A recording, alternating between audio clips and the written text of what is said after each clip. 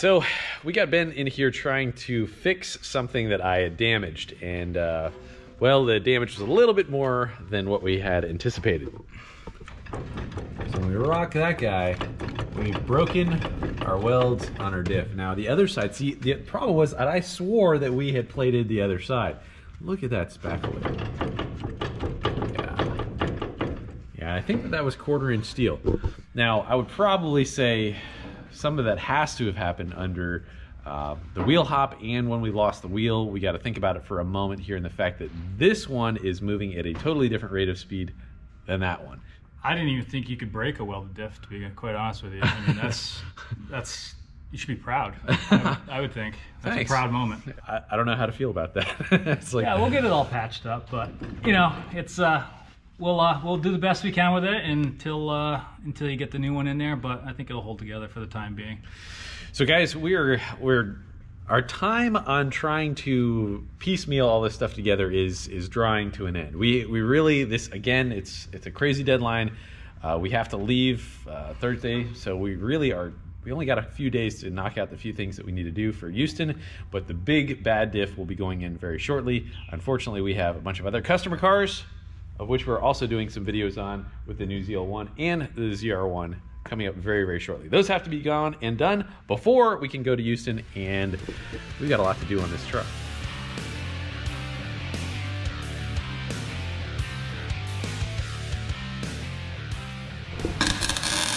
I will admit gear oil is one of my least favorite smells, and then burning gear oil is definitely just topped it. You found a new favorite stink. Yeah, this one's particularly bad. Gear oil and acetone concoction. Oh. You want me to weld a pinion to it, right? I think we're good to go. Wait a minute, you're shorting me? Yeah. All right, so we got another plate in there, and that thing is yeah, filling a little more gaps. Dude, that is a really nice MIG welder. That's pretty beastly. It's a big old thick bead. Yeah, this one runs a hot toddy, I'll tell you. Yeah, so I challenge you to break this one. I think you can do it. You just have to try really hard. I'll do my best.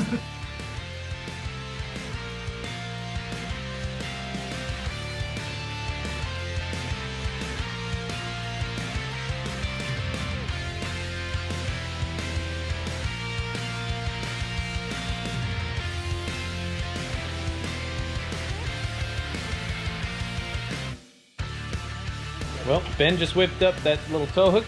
Pretty freaking sweet, man. Something that we absolutely had to have. In just a moment here, we're going to be cutting these guys off. And then Brian and I are going to be tackling something that we've been holding on to for a while. I don't remember if we mentioned it or not, but we have a grill that we want to be able to make fit on here because I think it's that perfect blend of old school and new school and should add a little different look to it altogether. All right, fellas, that is our ZL1 grill, and we are going to take this thing and probably reduce this $200 grill into rubbish. Hopefully not. This is going to take some very, very fine craftsmanship, of which I am not a plastic fabricator, but well, kind of, sort of. I mean, I've done a bunch of stuff with ABS plastic, so. Here's the problem, guys. Look at the height of what that is. That is about, I would say, maybe 5 or 6 inches from there, and we really need this thing to be pretty darn flat. So the first thing we're going to do is try and heat it up and bend it flat. So that's our first task. Yeah, maybe cut some notches on the back here. Give it a little bit more relief for the stretch. I agree. Well, let's go do it, man.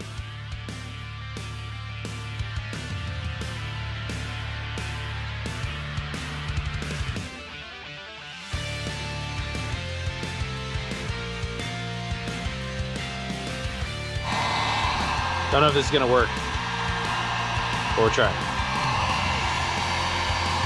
Patience.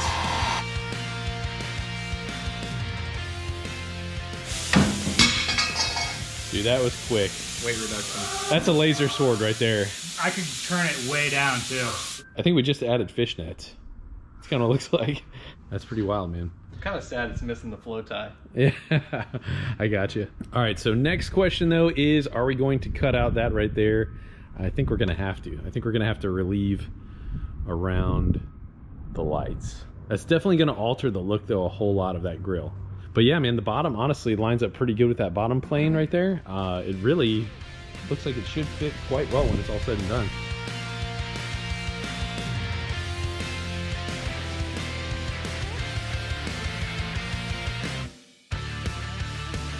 Dude, that is really, really close to the overall what I had envisioned. Dude, I honestly, I like the reliefs. I think it works pretty good, man. We got to cut off the bottom tabs on all of that, and I think we're going to be super, super close. We got to do some trimming, some cleaning up, but man, I think we're not bad at all. All right, that's pretty sweet. That looks a little better. Okay. So just as we had mentioned before, we were tying in from our harness bar, and that's going to transmit energy into there, provided any sort of collision. But furthermore, between what you dreamt up and what Kevin dreamt up, basically tying in right there. Yep. I like the idea. Uprights right here, just to support the bends here. And you test fit it earlier, easy in, easy out. Should be good to go. I can't, man. This guy, he's good. He's really good. Appreciate the kind words. It's like you've done this before. Yeah, a couple times. It's almost like you do this for a living or something. Yeah, I build roll bars for BMWs. So I've been doing that for like 5 years as a business, and before that, just messing around. Friends' cars, my car, all sorts of stuff. So cool. Well, yep. Bayside Fabrication. We're gonna put this guy to work. He's got a lot of really cool ideas. Takes I guess it pretty much takes a couple hours to get everything totally dialed in. I mean, yeah, you want to get everything as close as possible, and then the final fitment. You can't make the tubes longer, so you really got to make sure you get it right the first time. You're starting from scratch, so it's a little bit of finessing, but it all comes together. Now, I noticed when it's already cut, we got this pre-bend from ART, which is right down the road. That saved us a lot of time right there, but it's just the refining, getting it really, really close. Yep. All right, so guys, I wanted to tell you that is by design. Now, as crazy as that small little bend was, this seat right here was all the way up against, that seat was offset more towards the center. That little bend allows us to not have to be able to move the seat, re-drill all that stuff. I mean, there's a whole bunch of different things that were... The seat actually contacts that bar. Yeah, so we're gonna have to clearance the seat a little bit. Nope, we're good. It's gonna fit just perfect. But I mean, it was a close one on that. So. Gotcha. Well, I really like it, and it's a small little devils in the details, man, right there. We are this close. We gotta leave tomorrow for Cleetus and Cars, but in order to get the S10 up and running again, we had to fix this. So GSM sent us in what they're calling their Frankenstein big old beefy rear end cover / brace. So this is all integral into one piece now, and it is a much bigger, beefier piece right here. Oh, it's nice and beefy, dude. Nice and strong. Look at all these braces in here, dude. You got two going this way. This is a little bit more offset, and then we got this one extra one right here. Yeah, they did say that they were going to move that off to the side. Hopefully, this guy does the trick here. Now, guys, there was a whole lot of people saying, hey, we need to go to a 4-link. Well, we're not doing that. We're going to give this a good, fair shakedown. We're going to try and get this setup completely optimized. And basically, that's like installing a part and not tuning it. And we're going to tune it and really try and get this thing fully optimized. So, when we had went out, we had discovered that our shocks were on 0. Now, that was a problem because it's pretty much like we had no shocks whatsoever, and furthermore, because we had moved more weight closer to the center of the vehicle, he was saying that, hey, the 250-pound spring is probably not what we want to have.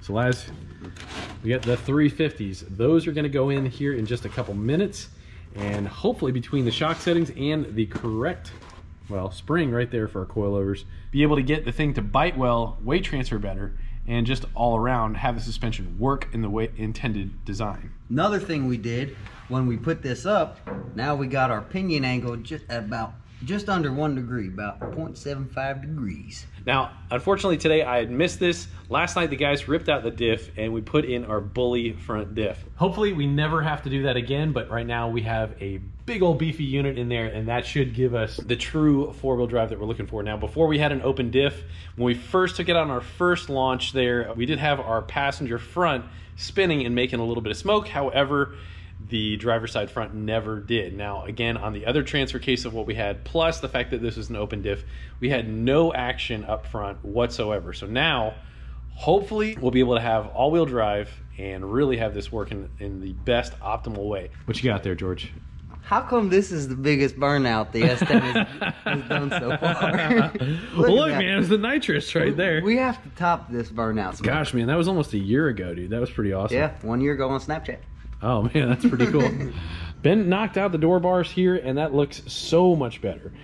Test fitted, it was pretty darn awesome. These should be able to meet a number of different racing regulations for a couple different groups.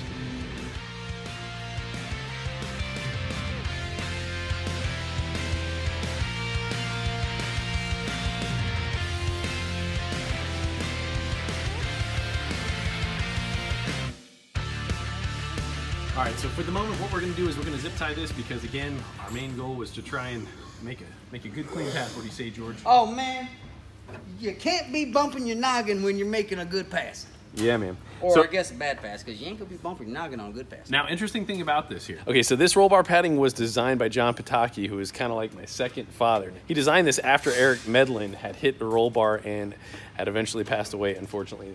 But this had inspired him to make this particular SFI grade, what they call orangeade. It's a little bit different than the current stuff on the market. It's supposed to be able to absorb a bit more. Let's go a little higher right there. 10-4 Boston, All the go way all the there. way up. All the way up. Right in there in that sweet spot there. A little bit softer stuff. Really trying to keep you from rattling your brains out. Well, guys, thanks for sticking with us through this episode. We covered a lot of ground, a lot of things that we're trying to just tie up before we get to Houston, Cleetus, and Cars. Now, that is going to be one hell of a show. I look forward to seeing you guys there. Hey, babe. What? It's Houston. Houston? Houston. We have a Houston. problem. They didn't say Houston. I say it like I say huge. I know, I just realized that. Huge. Houston? Just doesn't sound right. Houston. Look forward to seeing you at Houston, Cleetus, and Cars. It's going to be a great show. Guys, thank you so much for watching. God bless you. We'll see you next episode.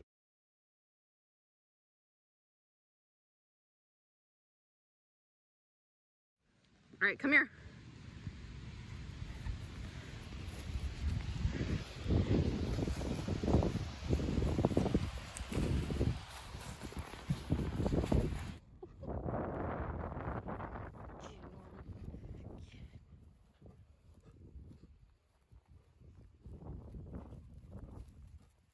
Go, Norman. Come on, Norman. Come on, Norman. Come on, Norman. Norman, come on.